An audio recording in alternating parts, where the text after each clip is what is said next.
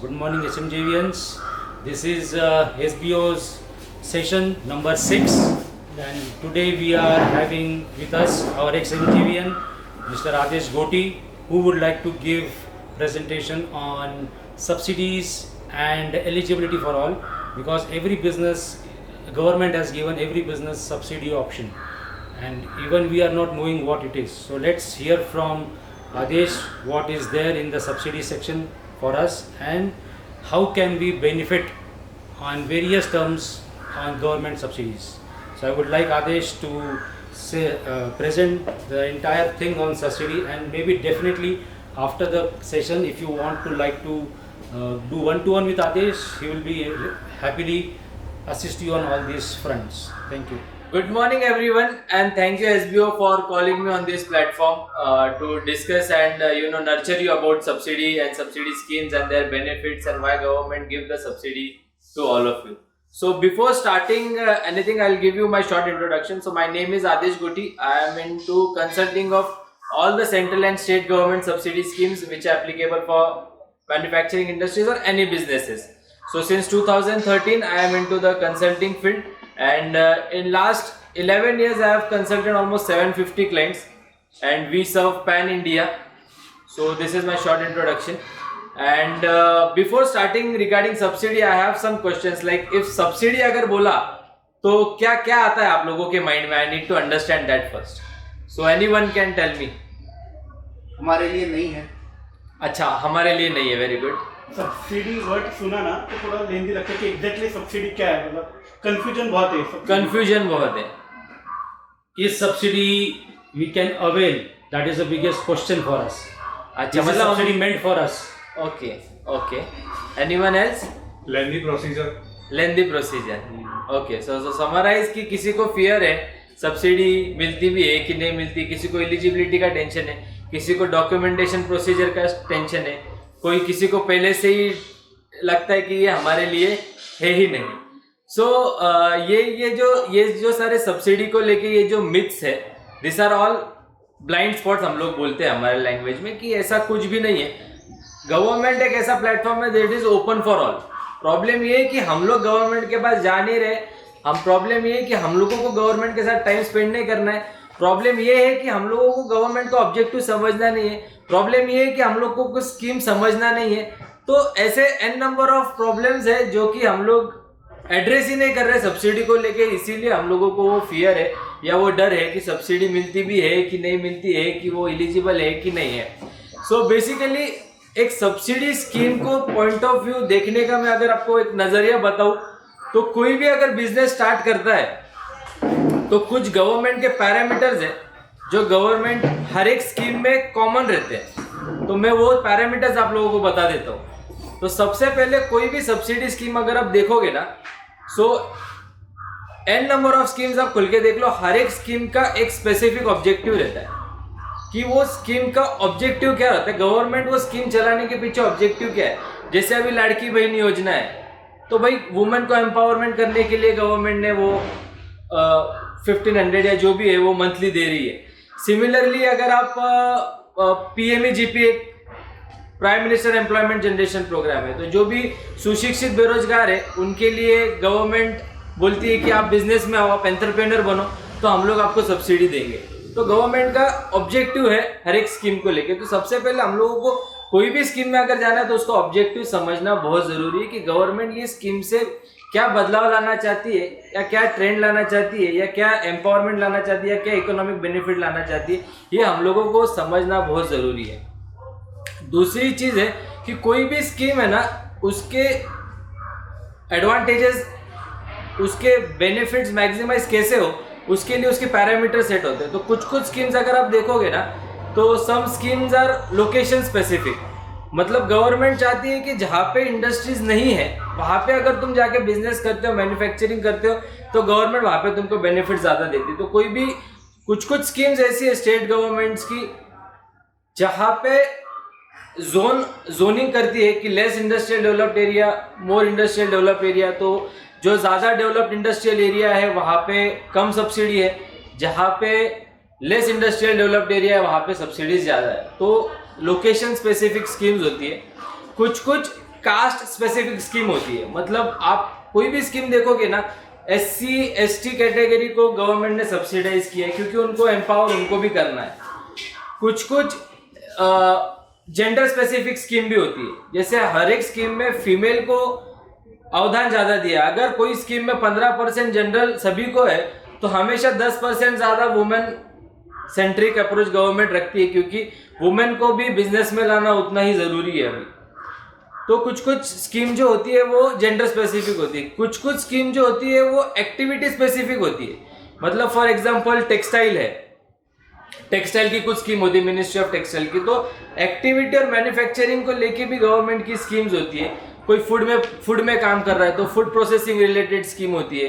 कोई अगर इंजीनियरिंग में है तो इंजीनियरिंग को लेके है। अभी जैसे PLI स्कीम है, गवर्नमेंट वाइट गुड्स के लिए, जैसे AC, उसके बाद वॉशिंग मशीन ऐसे वगैरह मैन्युफैक्चरिंग कर रहे हो आप, तो वाइट गुड्स की एक PLI स्कीम है।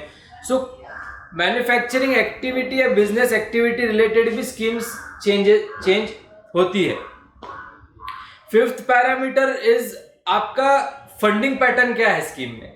मतलब आप 1 करोड़ का प्रोजेक्ट लगा रहे हो, 2 करोड़ का लगा रहे हो, whether you are funded by yourself, whether you are funded by bank, आपका परसेंटेज क्या है फाइनेंस में, आप 30% लोन ले रहे हो, 70% लोन ले रहे हो, तो ये आपका खुद का मार्जिन कितना है, ये सब चीज़ों से भी डिफाइन होती है कि आपको कौन सी सब्सिडी ज़्यादा, कौन सी स्कीम ज़्यादा बेनिफिशियल रहेगी। आई होप कि मैं कम्युनिकेट कर पा रहा हूँ, डिलीवर हो रहा है आपको मैं जो बोलना चाह रहा हूँ। Is it okay, right? अगर फास्ट पेस है तो और कुछ क्वेश्चंस रहेंगे तो you can ask me in between. तो कुछ स्कीम जैसे मैंने बताया अभी कि वो एक्टिविटी स्पेसिफिक होती है, जेंडर स्पेसिफिक होती है, लोकेशन स्पेसिफिक होती है, फाइनेंस की वजह से भी डिफाइन होती है। और आप अगर न्यू हो या एक्सपांशन हो, जैसे आपको ऑलरेडी एग्जिस्टिंग बिजनेस है तो आपको पहले गवर्नमेंट प्राधान्य ज़्यादा देती है, एक न्यू बिजनेस को पहले ज़्यादा सब्सिडी मिलती है और फिर एक्सपांशन वाले को शायद बेनिफिट कम हो जाता है। तो ऐसे भी कुछ पैरामीटर्स देते हैं, तो ये पैरामीटर्स आपको समझना ज़रूरी है। अब सबसे इम्पॉर्टेंट है कि गवर्नमेंट सब्सिडी देती क्यों है। तो कोई गेसेस है क्या किसी के कि गवर्नमेंट सब्सिडी क्यों देती है? To empower people to do more business. Okay, employment generation, very nice. Productivity बढ़ाने के लिए, राइट? और कोई गेसेस? Import, export also. हाँ With this, if Yes. you can export procure it in compliant India, बनाने के लिए आप क्या बोलना चाहते हैं? procure it in India, then yes, सभी गेसेस और सभी आंसर्स राइट है। तो गवर्नमेंट का सबसे मेन ऑब्जेक्टिव क्या है सब्सिडी देने? 4-5 ऑब्जेक्टिव है कि कोई भी कमोडिटी की अगर कॉस्ट लो करनी हो ताकि वो लोगों को अफोर्डेबल हो जाए तो गवर्नमेंट सब्सिडीज करती है। सबसे अच्छा एग्जांपल अपने सामने है ईवी बाइक। अभी ईवी बाइक इतनी महंगी आ रही, कोई लोग लेने के लिए तैयार नहीं है, लेकिन लोग गवर्नमेंट को वो प्रैक्टिस भी लानी है ताकि अपना फ्यूल इंपोर्ट बचे। और गवर्नमेंट को ऑन द अदर हैंड वो इतनी कॉस्टली है, अगर उसकी कॉस्ट कम नहीं होगी तो लोग परचेज भी नहीं करेंगे। तो गवर्नमेंट ने बाइक के ऊपर सब्सिडाइज किया हुआ है, 2 व्हीलर बाइक पे और 4 व्हीलर कार्स पे। सो ये एक चीज़, ये एक एंगल होता है गवर्नमेंट का देखने का कि कोई भी कमोडिटी की प्राइस अगर उसको लो करनी और अफोर्डेबल बनानी हो और उसको इम्प्लीमेंट करानी हो वो प्रैक्टिस, तो गवर्नमेंट उसको सब्सिडाइज करती है। सेकेंड थिंग इज कि रिसोर्सेस, कोई भी अपने यहाँ पे प्लेंटी ऑफ रिसोर्सेस है, जैसे कि ह्यूमन रिसोर्स हो गया, आप बोलो agro resource, agriculture related resource हो गया, क्रॉप रिसोर्स हो गया, जो भी रिसोर्स है, ये रिसोर्स को वैल्यू ऐड करने के लिए, रिसोर्स को एम्पावर करने के लिए, रिसोर्स पूरे ग्लोबली सप्लाई करने के लिए, डोमेस्टिकली उसमें इकोनॉमिक वैल्यू जनरेट करने के लिए गवर्नमेंट सब्सिडी देती है। आई होप आई एम क्लियर कि गवर्नमेंट सब्सिडी क्यों देती है। तो अभी आप कोई भी स्कीम कभी आप देखोगे ना तो आपको ये नजरिए से देखना है कि गवर्नमेंट का सबसे मेन ऑब्जेक्टिव क्या है। हम लोग का प्रॉब्लम क्या है, हम लोग गवर्नमेंट के ढांचे में आना नहीं चाहते, और गवर्नमेंट का ऑब्जेक्टिव क्या है कि आप हमारे ढांचे में आओगे तो हम आपको सब्सिडी देंगे। तो लोगों का ये सबसे बड़ा, आप जैसे आपका भी फियर का आपने बताया, तो वो ये कि हम लोगों को वो ढांचे में जाना नहीं। अभी यहाँ पे जितने भी लोग बैठे, अगर मैं आप लोगों को बोलूंगा कि समझो फॉर एग्जाम्पल सर यहाँ पे बैठे हैं, सर मैं आपको बोलूंगा कि मेरे को 5 लाख रुपए दो, तो आप मेरे को कितने क्वेश्चन पूछोगे? कम से कम 50 क्वेश्चन पूछोगे, क्यों चाहिए 5 लाख 5 लाख दे दोगे आप सीधे? 5 लाख क्वेश्चन पूछूंगा। 5 लाख क्वेश्चन में देखो सिंपल है कि पैसा किसी से अगर लेना है तो 50 क्वेश्चंस आने वाले। Similarly it is for government as well. आपको रिटर्न में वो कुछ बेनिफिट मांग ही नहीं रही है, आप सिर्फ हमारा जो ऑब्जेक्टिव आप फुलफिल करो, हम आपको सब्सिडी देने के लिए तैयार है। तो यही सिंपल है। और ऑब्वियसली फिर उनके टर्म्स एंड कंडीशंस आएंगे, उनके क्वेश्चंस आएंगे, उनके ऑब्जेक्टिव फुलफिलमेंट रिलेटेड जो भी क्वेरीज है गवर्नमेंट तुमको पूछेगी ही पूछेगी। सो फॉर दैट पर्पज हम लोगों को ये समझना है कि गवर्नमेंट कोई भी स्कीम अगर इंट्रोड्यूस करे या कोई भी, उसका ऑब्जेक्टिव क्या है, हम लोग वो ढांचे में बैठ सकते हैं क्या नहीं, हम लोग वो ऑब्जेक्टिव फुलफिल कर सकते हैं कि नहीं कर सकते। अभी मैंने जैसे रिसोर्सेज के बारे में बताया कि ऑब्जेक्टिव्स गवर्नमेंट के क्या है, सब्सिडी देती क्यों है, कि सबसे इम्पॉर्टेंट है कि गवर्नमेंट का जो पर्पज़ है वो सॉल्व हो रहा है, यानी अपने यहाँ पे जो प्लेंटी ऑफ रिसोर्सेज है उसको वैल्यू एडिशन करने के लिए, उसको इकोनॉमिक एम्पावरमेंट लाने के लिए, वो ग्लोबली एक्सपोर्ट हो, अपने यहाँ पे इतना ह्यूमन रिसोर्स है उनको जॉब मिले। तो ऐसे सारे कुछ पर्पजेज रहते हैं गवर्नमेंट के, जिसके लिए गवर्नमेंट सब्सिडी देती है। नाउ फॉर एग्जांपल मैं आपको बताता हूँ, एक स्कीम बताता हूँ जो यू कैन रिलेट नाउ। तो फूड प्रोसेसिंग की गवर्नमेंट की एक स्कीम है, जहाँ पे अगर 50 लाख के अंदर आप कोई भी फूड प्रोसेसिंग का यूनिट डाल रहे हो, तो basically medium, micro, small and medium enterprises होता है, MSME हम लोग बोलते हैं। So if you are a micro enterprises in food processing activity, so government is incentivising 35% subsidy if you are getting into food processing unit up to the investment of 50 lakhs, and the investment should be in technical civil work और machineries, plant and machineries. तो इसमें अगर आप investment कर रहे हो, आप food processing अगर यूनिट लगा रहे हो, तो गवर्नमेंट आपको 35% कैपिटल सब्सिडी दे रही है, वो भी 10 लाख रुपए तक। Every time government has a capping. Government का एकदम स्ट्रिक्ट रूल है, उनको प्लेंटी ऑफ पब्लिक को सर्व करना है, ना कि एक पर्टिकुलर इंडस्ट्री को सर्व करना है। सो गवर्नमेंट का हमेशा बजट भी रहता है, तो उनको उनका आंकड़ा रहता है कि इतने लोगों तक ये स्कीम जानी चाहिए, इतने लोगों तक ये बेनिफिट जाना चाहिए, इतने इसके बेनिफिशियरीज होने चाहिए। सो फॉर दैट पर्पज़ ये ज़्यादा से ज़्यादा लोगों को मिले, इसलिए गवर्नमेंट हर एक स्कीम के ऊपर कैपिंग रखती है। सो 35% उसकी कैपिंग है। अब इसमें सबसे बड़ा गवर्नमेंट का ऑब्जेक्टिव क्या है कि अपने यहाँ पे फूड लॉस होता है, टमाटर बनता है 3 दिन 4 दिन तक, अगर वो टेम्परेचर कंट्रोल एटमॉस्फेयर में नहीं रहा तो उसको फेंका जाएगा। मतलब वो जो टोमेटो की वैल्यू एडिशन, बहुत कुछ चीज़ें हो सकती है, उसका टोमेटो प्यूरी बन सकता है, उसका कोल्ड स्टोरेज में आप रख सकते हो, उसके टोमेटो के रिलेटेड कितने सारे फ्लेवर्स बनते हैं। सो ऐसे ही फूड प्रोसेसिंग का गवर्नमेंट का वो स्कीम को लेके ऑब्जेक्टिव ये है कि हमारे यहाँ पे वेस्टेज फूड का ना हो, वो फूड जो भी हमारे यहाँ कमोडिटी उग रही है उसको वैल्यू एडिशन हो, उसका प्रोसेसिंग हो, प्रोसेसिंग से उसकी लाइफ बढ़ेगी, उसकी लाइफ बढ़ेगी तो वो 15 दिन से 15 महीने तक वो जो उगा हुआ क्रॉप है टोमेटो, उसकी लाइफ 15 महीने हो गई और वो एन नंबर ऑफ लोगों के पर्पस सॉल्व करेगा। सो ये ऑब्जेक्टिव रहता है गवर्नमेंट का। मतलब if you can relate, so this is the objective. और ये ऑब्जेक्टिव फुलफिल कर रहे हो अगर आप वैल्यू एडिशन फूड प्रोसेसिंग में कुछ भी कर रहे हो। जैसे मैंने एक एग्जांपल टोमेटो का दिया है, an number of fruits, crops, grains, आप कुछ भी प्रोसेसिंग करो, सॉर्टिंग करो, ग्रेडिंग करो, उसमें वैल्यू एडिशन करो, पैकेजिंग करो, स्वीट्स बनाओ, एन नंबर ऑफ चीज़ें बनती है फूड प्रोसेसिंग में। और फूड प्रोसेसिंग बूमिंग मार्केट है अपना, India is a agriculture hub. So government को पता है कि हमारे पास एग्रीकल्चर के रिसोर्सेज ज़्यादा है, यहाँ पे उगता ज़्यादा है और देखने गए तो वेस्टेज भी उतना ही हो रहा है, मतलब काफ़ी प्रमाण में हो रहा है। तो इसके पीछे गवर्नमेंट का ऑब्जेक्टिव ऐसा है कि भाई ये वेस्टेज भी रुक जाए, लोगों को एम्प्लॉयमेंट भी मिले, लोग फूड प्रोसेसिंग के बिजनेस में भी आए, बिजनेस में आके उनको हम लोग सपोर्ट भी कर पाए, और ये जो यहाँ का जो कमोडिटी है ये वैल्यू ग्लोबली भी सप्लाई हो। So I hope I can relate the government objective, the scheme, what it stands for, and ये कैसा है। अभी सबसे पहले कि लोगों को भी ये क्यूरियोसिटी है कि हमारे लिए क्या रहेगा, गवर्नमेंट के स्कीम्स के अंदर हमें क्या मिलने वाला है, या हमारे रिलेटेड कुछ स्कीम्स है भी कि नहीं है। सो एक कॉमन स्कीम है जो बहुत लोगों को पता भी होगी, that is PMEGP, prime minister employment generation programme, जो central government ministry of MSME से रेगुलेट होती है। इसके अंदर सर्विस इंडस्ट्री और मैन्युफैक्चरिंग इंडस्ट्रीज, ट्रेडिंग इंडस्ट्री नहीं, गवर्नमेंट ट्रेडिंग को प्रमोट नहीं करती। गवर्नमेंट एक तो आप सर्विस कुछ तो वैल्यू ऐड कर रहे हो तो, या मैन्युफैक्चरिंग में आप अगर आ रहे हो तो ये दो चीज़ें अगर आप कर रहे हो तो गवर्नमेंट इज गिविंग सब्सिडी। तो इसके अंदर कैसा है, 15%, 25%, 35% ऐसे स्लैब्स है। 15% if you are in urban area, और अगर आप कोई भी सर्विस इंडस्ट्री स्टार्ट कर रहे हो या मैन्युफैक्चरिंग इंडस्ट्री स्टार्ट कर रहे हो तो आप 15% ले सकते हो। If you are a general man, एक मेल पर्सन एक छोटा सा यूनिट स्टार्ट कर रहा है, इसमें लिमिटेशन है 1 करोड़ तक के अंदर का प्रोजेक्ट। बाकी जैसे जैसे बढ़ेंगे हम लोग आगे, मैं आपको और स्कीम्स बताऊंगा। लेकिन अगर 1 करोड़ तक के प्रोजेक्ट के लिए आप अगर जा रहे हो और आप कोई सर्विस इंडस्ट्री में हो तो आपको 15% मिलेगा if you are a male general category. वही अगर आप मेल जनरल कैटेगरी रूरल में जाओगे तो 25% सब्सिडी है।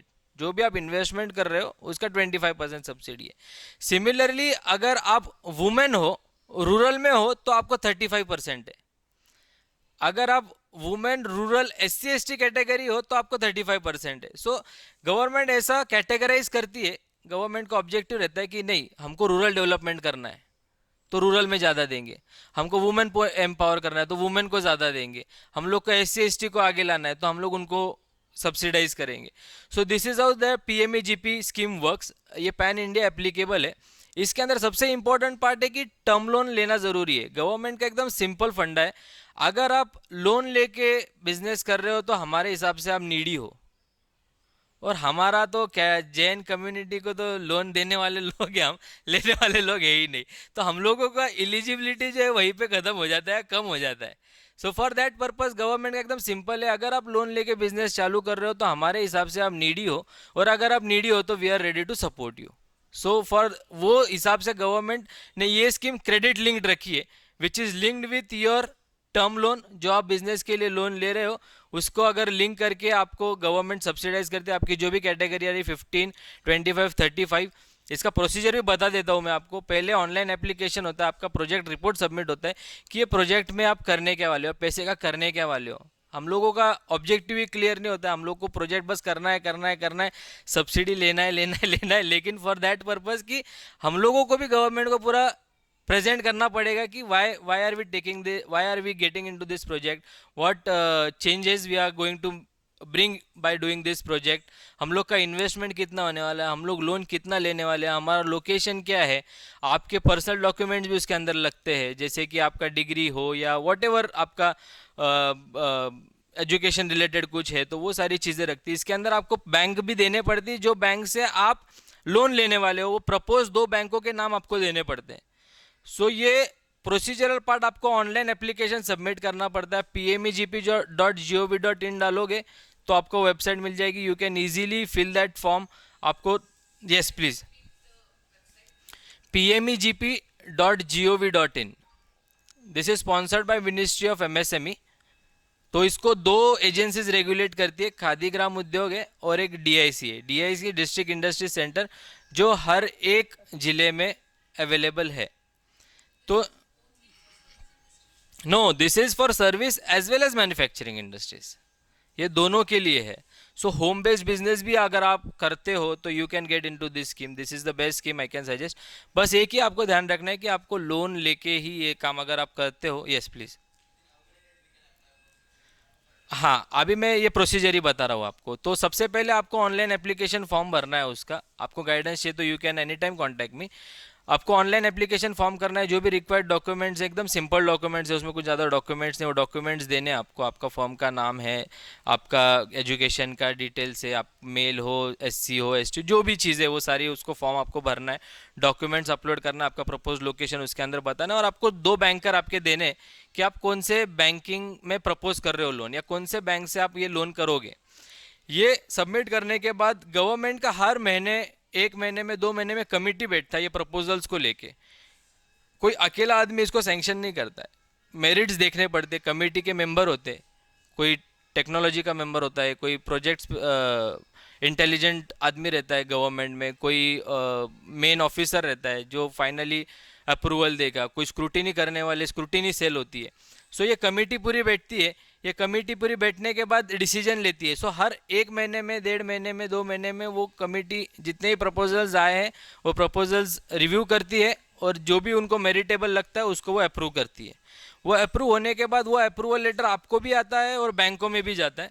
बैंक में वो जाने के बाद आप बैंक को अप्रोच कर सकते हो, देखो मुझे ये प्रोजेक्ट लगाने के लिए government is going to incentivise या government is going to give me the subsidy, this is the approval letter जो आपको मेल पे आ जाएगा। और वो आने के बाद आप लोन लेना है, आपको लोन लेने के बाद आपका लोन डिसबर्समेंट हो जाता है, आपका प्रोजेक्ट पूरा खड़ा हो जाता है। प्रोजेक्ट एक बार खड़ा हो गया आपका तो आपको क्लेम करना है। क्लेम भी एकदम सिंपल है, जो आपने पर्पज़ आपका जो था प्रोजेक्ट खड़ा करने का, उसके बिल्स, इन्वॉइसेस और जो भी डिसबर्समेंट आपने लोन से किए, वो फंड किधर यूटिलाइज किया, उसके प्रूफ्स आपको आपके बैंक को देने। Bank is the nodal agency in this, क्योंकि मैंने बोला है this is a credit link subsidy, loan रहना ज़रूरी है। So for that purpose bank is the nodal agency. Bank आपका सारा ड्यू डिलीजेंस करती है कि हाँ ये प्रोजेक्ट खड़ा हुआ है, ये सारी मशीनरी इंस्टॉल हुई है, और बैंक उनके ये जो डैशबोर्ड है वहाँ पे बैंक इन्वॉल्व है। आपने एक बार सबमिट कर दिया, आप वहाँ से बाहर हो गए, आपका अभी गवर्नमेंट से डायरेक्ट कम्युनिकेशन कुछ नहीं है। उसके बाद आपका सैंक्शन आने के बाद बैंक ही आपका जो भी है रेफ़र करेगी गवर्नमेंट को according to the investment which you have done.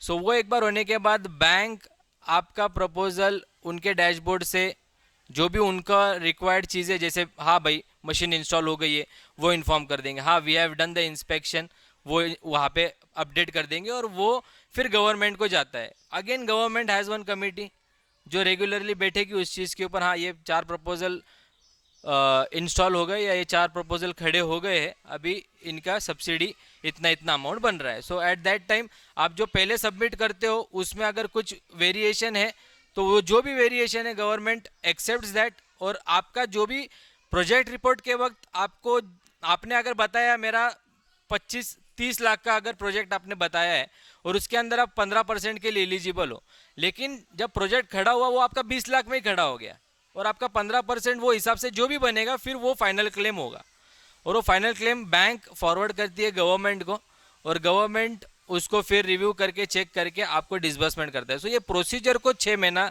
लगता है। प्लीज़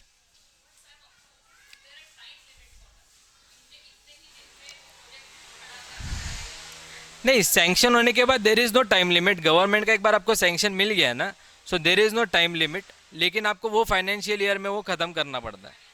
यस, वो फाइनेंशियल ईयर में आपको बैंक से लोन लेके आपका प्रोजेक्ट खड़ा करना ज़रूरी है, नहीं तो फिर वो फिर से डिम्ड हो जाते हैं वो एप्लीकेशंस, और आपको यूनिक आईडी मिलती है तो फिर और प्रॉब्लम्स क्रिएट हो जाते हैं। सो वो आपको एक बार सैंक्शन हो गया, वो सारी चीज़ें हो गई, क्लेम हो गया, 6 महीने में आपके पैसे आपके अकाउंट में आ जाते। मैंने बताया this is a credit link subsidy, तो आपने जो भी लोन लिया है, फॉर एग्जांपल 30 लाख के लोन लिया, 30 लाख के प्रोजेक्ट के लिए आपने 20 लाख का लोन लिया है, और 15% के हिसाब से अगर आपकी 5 लाख सब्सिडी बन रही है तो वो 15-20 लाख के लोन में वो 5 लाख रुपए सेटल हो जाएंगे। मतलब आपको लोन भरने की ज़रूरत सिर्फ 15 लाख की रहेगी, वो 5 लाख की नहीं रहेगी once the subsidy comes in your account. So this is that simple, this is credit link subsidy जो ये स्कीम पूरी चलती है। हाँ, ये इसमें अगर आपके कुछ क्वेश्चन है तो आप पूछ सकते हो मुझे। भाग्येश कुछ क्वेश्चन है तो बताइए।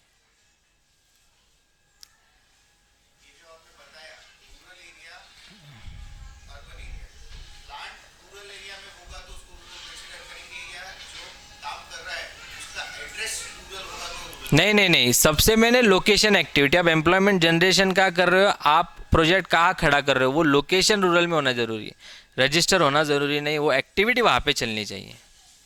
Very nice question. और किसी का कुछ क्वेश्चन है? सो ये PMEGP के बारे में बता दिया। सिमिलरली स्टेट गवर्नमेंट की सेम स्कीम है CMEGP, that is chief minister employment generation programme. ये भी उतनी ही फास्ट है, ये इसमें भी जल्दी से जल्दी काम हो जाता है। इसके अंदर सिर्फ कैपिंग 50 लाख की है, पर ये this is limited to Maharashtra only. So ये भी एक स्कीम, सेम प्रोसीजर है, गवर्नमेंट का सेम पोर्टल एक अलग से CMEGP का, आप उसमें भी जा सकते हो और उधर भी ये सारा फॉर्म वॉर्म भर के आप आपके डॉक्यूमेंट्स अपलोड करके सेम प्रोसीजर के थ्रू आप आपकी सब्सिडी ले सकते हो। नाउ ये मैंने यस नहीं, वेरी नाइस क्वेश्चन, एक ही तरफ से ले सकते हो। गवर्नमेंट का रूल है कोई भी कंपोनेंट के ऊपर 2 जगहों से सब्सिडी नहीं ले सकते हो, एक ही जगह से आपने सब्सिडी लेनी चाहिए। बाकायदा बीइंग पेट्रियोटिक पर्सन आपने ये करना ही नहीं चाहिए, आपने एक ही जगह से सब्सिडी लेनी चाहिए। सॉरी, दोनों बेनिफिशियल है, दोनों में परसेंटेज सेम है।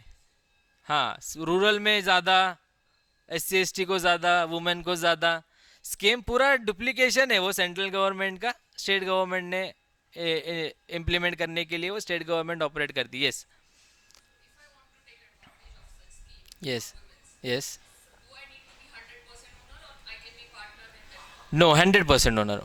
Yes, when you go for women centric scheme, मतलब आपको वुमेन का 35% का बेनिफिट लेना है, तो 100% ownership should be of women.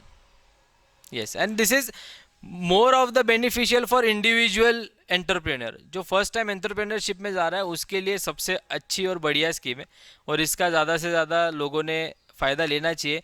And touchwood ये स्कीम कम से कम पिछले 15 सालों से चल रही है, तो गवर्नमेंट इसको और रिवैम्प कर रही है। पोर्टल ही इसका 5-6 साल पहले आया, पहले तो बहुत डिले चलता था, लेकिन अभी गवर्नमेंट भी काफ़ी कुछ ऑटोमाइज कर रही है, और होपफुली ऐसा भी टाइम आ जाएगा कि किसी को जाने की ज़रूरत ना पड़ेगी गवर्नमेंट ऑफिस में। आने वाले 5 साल में इतना बदलाव भी आने के चांसेस हैं। Government is that much proactive in technology, जो मैं एक्सपीरियंस कर रहा हूँ।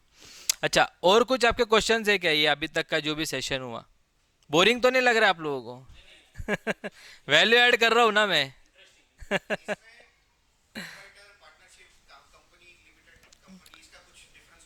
हाँ, इसमें वैसा कोई डिफरेंस नहीं है, लेकिन प्रोप्राइटरशिप इज मोर प्रेफरेबल।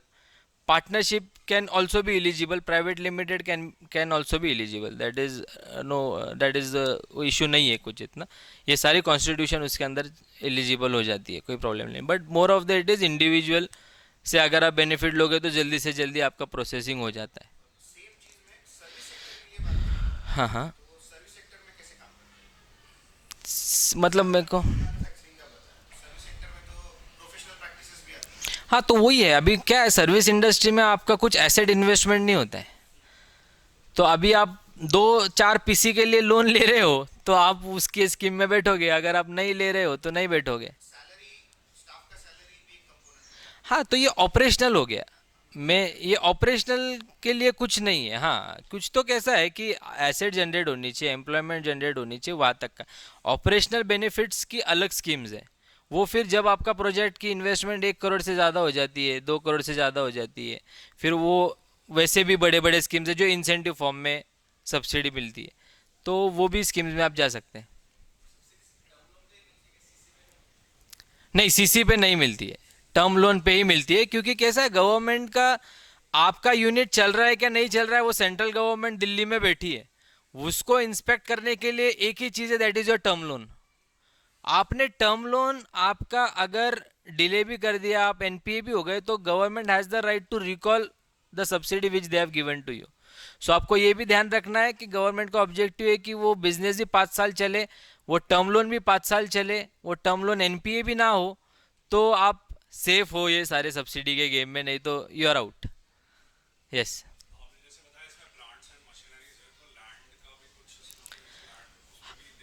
नहीं, लैंड पे नहीं देती है गवर्नमेंट। यस यस, करती है। There are other schemes as well. Yes yes yes, so जहाँ पे, यस, नहीं, दैट्स इट, वो लैंड पे नहीं होती सर कंसीडर। कुछ स्कीम्स है जहाँ पे लैंड की इन्वेस्टमेंट कंसीडर होती है, पर ये जो स्पेसिफिक स्कीम हम जो बात कर रहे हैं, यहाँ पे लैंड का कोई कंसर्न नहीं है।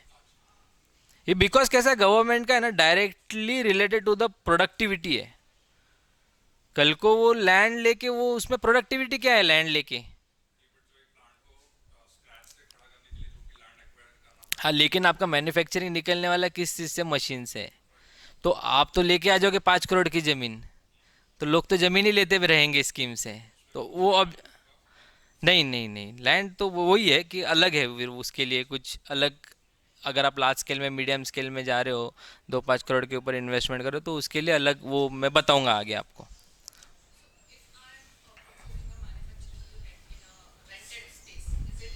Yes, it is eligible. हाँ, you have a rent agreement.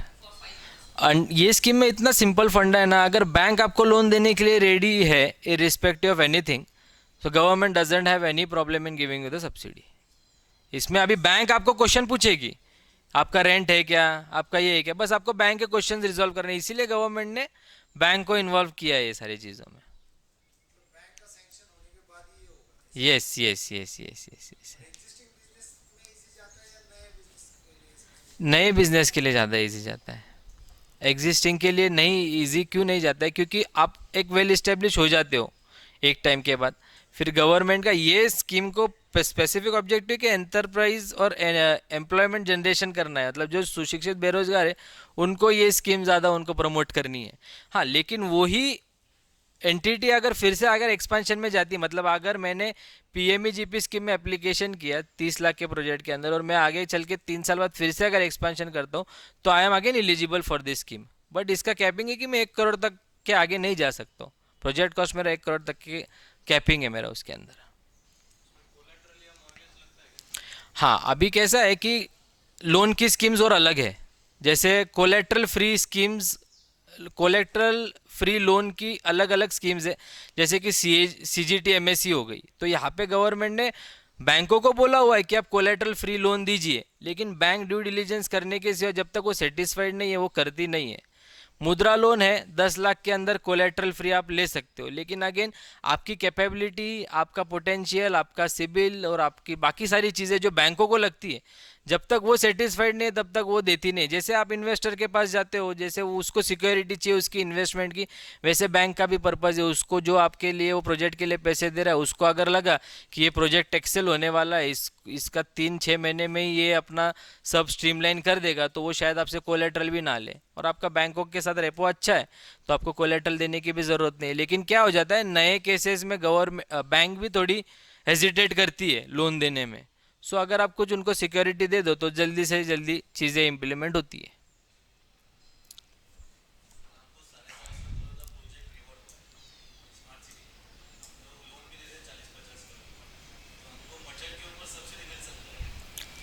आपका कैसा है सर, अभी आप सर्विस इंडस्ट्री में हो ना?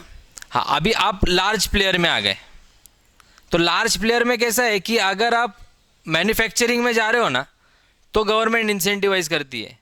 ये ट्रेडिंग और सर्विस में कैसा है कि लिमिट रखी है गवर्नमेंट ने। अब 450-500 करोड़ बोलेगी तो फिर गवर्नमेंट का जो ऑब्जेक्टिव है लोगों को सर्व करने का, तुम्हारे केस में क्या हो जाएगा, ऐसे 10 ही लोग रहेंगे 450 करोड़ वाले, तो गवर्नमेंट का सर्व करने का जो पर्पज़ है वो लिमिट हो जाएगा 10 लोगों तक ही। और ऐसे केसेस में गवर्नमेंट का ऑब्जेक्टिव, जो छोटे एमएसएमईज है ना, कभी भी देखो आप एमएसएमईज को ज़्यादा बेनिफिट है, लार्ज और बड़ों को कम बेनिफिट्स देती है गवर्नमेंट, क्योंकि गवर्नमेंट का ऑब्जेक्टिव पहले एमएसएमई एम्पावर होने चाहिए। एमएसएमई अपने देश में 6 करोड़ है, 6 करोड़ एमएसएमई है, सूक्ष्म लघु उद्योग पूरे इंडिया में 6 करोड़ है जो रजिस्टर्ड है। हाँ, बाकी छोटे मोटे जिनको पता ही नहीं रहेगा वो रजिस्टर्ड नहीं हो जाने दो, लेकिन 6 करोड़ सूक्ष्म लघु उद्योग अपने इंडिया में है। और गवर्नमेंट का ऑब्जेक्टिव है कि पहले उनको एम्पावर करना, उनको कैपेबल बनाना, उनकी कैपेसिटी बिल्ड करना, और बाद में लार्ज को, मतलब लार्ज को इसीलिए गवर्नमेंट कम सर्व करती है। यस, हाँ, अभी मैं एमएसएमई की डेफिनेशन बता देता हूँ 2 मिनट में। अगर आप माइक्रो की डेफिनेशन ये है कि अगर आपका 1 करोड़ तक का मशीनरी में इन्वेस्टमेंट है, ओनली मशीनरी, और आपका टर्नओवर 5 करोड़ तक है तो यू आर माइक्रो एंटरप्राइजेस। अगर आपका 1 करोड़ से लेके 10 करोड़ तक का मशीनरी में इन्वेस्टमेंट है और टर्नओवर 50 करोड़ तक है तो आप स्मॉल एंटरप्राइजेस हो। 10 करोड़ से लेके 50 करोड़ तक आपका मशीनरी में इन्वेस्टमेंट है और टर्नओवर 250 करोड़ तक का है तो you are medium enterprises. So this is the definition of MSME. इसमें गवर्नमेंट ने एक्सपोर्ट का जो भी टर्नओवर है वो एक्सक्लूड कर दिया है। सो मतलब अगर आप 10 करोड़ की मशीन लेके 4000 करोड़ का टर्नओवर कर रहे हो तो you are a small enterprises. Export का, और हाँ, मतलब एक्सपोर्ट ओरिएंटेड यूनिट को गवर्नमेंट ने टर्नओवर के स्लैब से बाहर रखा हुआ है। सो ये कुछ बेसिक स्कीम्स मैंने बताई। बाकी जो महाराष्ट्र गवर्नमेंट की स्कीम्स है जो जोन स्पेसिफिक है, तो जैसे अगर आप लेस इंडस्ट्रियल डेवलप्ड जोन में अगर इन्वेस्टमेंट करते हो तो government land, building, plant and machinery, tools and equipments, ये सारे चीज़ों पे इंसेंटिव्स देता है, डायरेक्ट बेनिफिट नहीं देता है, क्योंकि गवर्नमेंट का ऑब्जेक्टिव है कोई मैन्युफैक्चरिंग यूनिट लग रही है तो 10-15 साल तक चले, ना कि वो पहले ऐसा होता था। तो गवर्नमेंट भी अभी होशियार हो गई है कि इमीडिएट किसी को कुछ बेनिफिट नहीं देती, आप प्रूव करो, ऑपरेशनल बेनिफिट लेके जाओ। तो government incentivises on stamp duty exemption, power tariff exemption, electricity duty exemption, आपको एसजीएसटी में रीइंबर्समेंट मिलता है, आपको इंटरेस्ट सब्सिडी मिलती है अगर आप टर्म लोन लेके यूनिट चालू कर रहे हो तो ये भी एक स्कीम है जो इंसेंटिव फॉर्म में मिलती है। ओवर द ईयर्स आपको ये बेनिफिट मिलते रहता है, हर साल आप थोड़ा थोड़ा क्लेम कर सकते हो। सो ये जोन वाइज परसेंटेज रहते हैं। फॉर एग्जांपल अगर आप संभाजी नगर में यूनिट लगाते हो तो वहाँ पे 50% सब्सिडी है। So land, building, plant and machinery में अगर आप 10 करोड़ की इन्वेस्टमेंट कर रहे हो मैन्युफैक्चरिंग यूनिट के लिए, तो आपको 50% मतलब 5 करोड़ रुपए आपको इंसेंटिव गवर्नमेंट सैंक्शन करती है। मैं बता रहा हूँ आपको, ये 5 करोड़ रुपए आपको 50% के स्लैब के हिसाब से आपको सैंक्शन हो जाता है, और ये 5 करोड़ जो है 10 ईयर्स में डिवाइड होता है। मतलब हर साल आप 50-50 लाख क्लेम कर सकते हो in the form of incentives, जो कि SGST है, 5% इंटरेस्ट सब्सिडी है, पावर टेरिफ एग्जाम्शन है, इलेक्ट्रिसिटी ड्यूटी एग्जाम्शन है, अगर आपका स्टैम्प ड्यूटी है, जगह लेने के लिए आप स्टैम्प ड्यूटी भर रहे हो तो वो भी एग्जाम्प्ट होता है। ऐसे कुछ कुछ और 5-6 छोटे छोटे इंसेंटिव्स है। तो ये सारा इंसेंटिव्स में आप हर साल 50-50 लाख आप सब्सिडी ले सकते हो। सो दिस इज़ द कोई भी बिजनेस को स्टार्ट में ही सपोर्ट लगता है, एक बार वो एक्सेल हो गया तो उसको सपोर्ट नहीं लगता है, वो कैपेबल हो जाता है। तो गवर्नमेंट नए इनिशियल बिजनेस में अगर आप ऐसा सब इन्वेस्टमेंट इतना बड़ा कर रहे हो तो ये सब चीज़ें बहुत मैटर करती है। और मैं तो चाहता हूँ कि हम लोगों ने ये सारे बेनिफिट्स मिस ही नहीं करने चाहिए, क्योंकि इसी के ऊपर है ना, वो अपने इसमें बोलते भी ना, फ़ायदे में नुकसान वाला क्या टाइप है वो, कि इतना तुम्हारे सामने 5 करोड़ का बेनिफिट है, बस तुम जाके पूछ ही नहीं रहे हो लोगों को, वो एक बहुत बड़ा प्रॉब्लम है। सो गवर्नमेंट देखो, गवर्नमेंट चलाता है ब्यूरोक्रेट्स। सो पॉलिसी जो भी बनती है ना 5-5 साल 10-10 साल के लिए बनती है, तो वो सिर्फ इसका ऐसा है कि कभी कभी एक ग्लिच ऐसा हो सकता है कि कभी कभी गवर्नमेंट वो स्कीम के लिए फंड्स रोक दे, या वो मिनिस्ट्री में कोई पावरफुल मिनिस्टर नहीं रहा ध्यान देने वाला वो स्कीम पे, तो शायद कभी कभी फंड्स डिले होंगे, लेकिन स्कीम कहाँ नहीं जाएगी। Once you have issued the sanction, government is liable to give you by law subsidy, जो भी आपको चाहिए वो मिलेगी ही मिलेगी, वो किधर जाएगी नहीं। सिमिलरली मिनिस्ट्री ऑफ टेक्सटाइल की बहुत सारी स्कीम्स है, मिनिस्ट्री ऑफ फूड प्रोसेसिंग की है। अभी गवर्नमेंट ज़्यादा प्रमोट कर रही है रिन्यूएबल एनर्जी को लेके, वेस्ट मैनेजमेंट को लेके, सर्कुलर इकोनॉमी को लेके। सो इसमें भी अगर कोई इन्वेस्टमेंट कर रहे हैं, इसके रिलेटेड भी काफ़ी कुछ प्रोजेक्ट है, अगर आप उसमें जाना चाहते हो। अभी मेरे पास टाइम कम है, नहीं तो मैं काफ़ी और आपको बताता इस बारे में भी, लेकिन इसके रिलेटेड अगर आप कुछ प्रोजेक्ट लगा रहे हो तो इसमें भी कुछ काफ़ी गवर्नमेंट अभी प्रमोट कर रही है, क्योंकि वेस्ट एक बहुत बड़ा इशू होने वाला है। ये 2 साल बोल रहे हैं ऐसा कि पूरे सस्टेनेबिलिटी पे फोकस है, ये 2 साल सिर्फ और सिर्फ उसी के ऊपर गवर्नमेंट का फोकस है। तो उसमें जो भी अगर कुछ काम करेगा तो government is going to incentivise maximum for this 2 years. तो गवर्नमेंट का पूरा फोकस इसके अंदर है। अगर आप वैसा कुछ बिजनेसेस में जाते हो तो there are an number of benefits you can get. और कुछ क्वेश्चंस है, हम लोग कंक्लूड करते हैं। Okay, thank you so much for hearing me, for your patience listening, thank you so much.